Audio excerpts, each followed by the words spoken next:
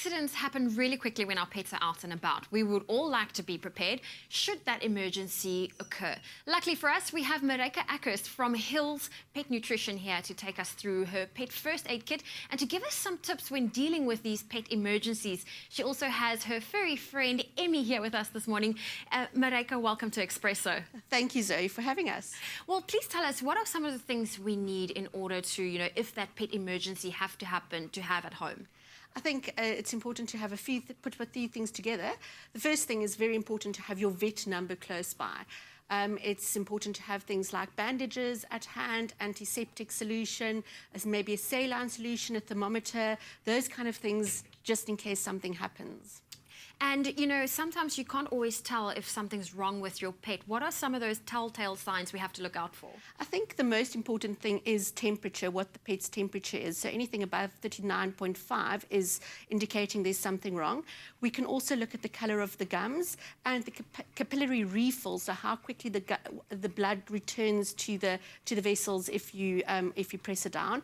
Also, look at the respiration rate and just the demeanour often tells you if there's something wrong with your pet. Especially if they're not acting their usual self. Exactly. There's usually, then you can think that there's have to look a little bit further.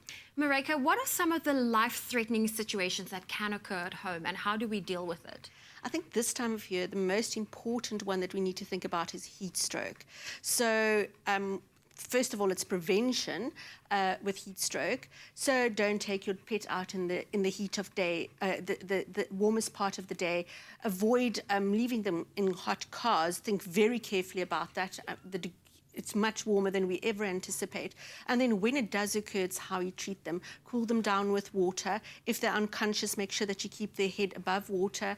Make sure that you put some ice packs on their heads and then get them to a vet as soon as possible. The other thing that can be quite stressful is when your dog bleeds.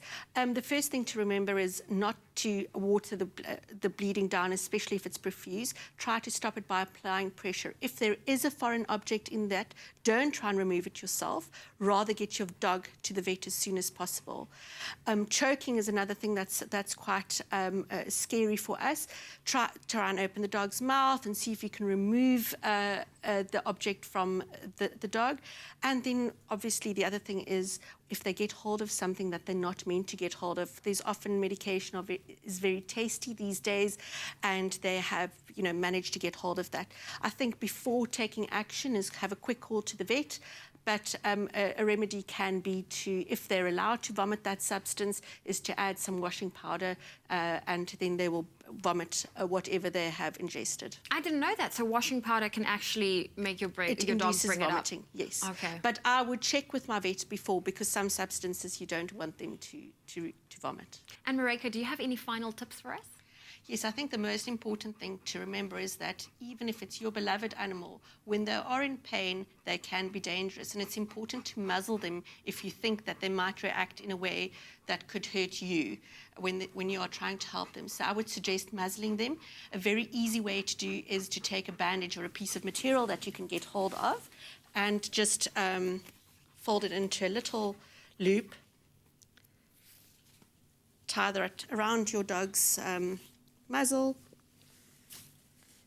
and make a knot at the back. Okay. Then you are safe from being hurt and while trying to sort out your dog. Well, Marika, thank you so much for joining us this morning.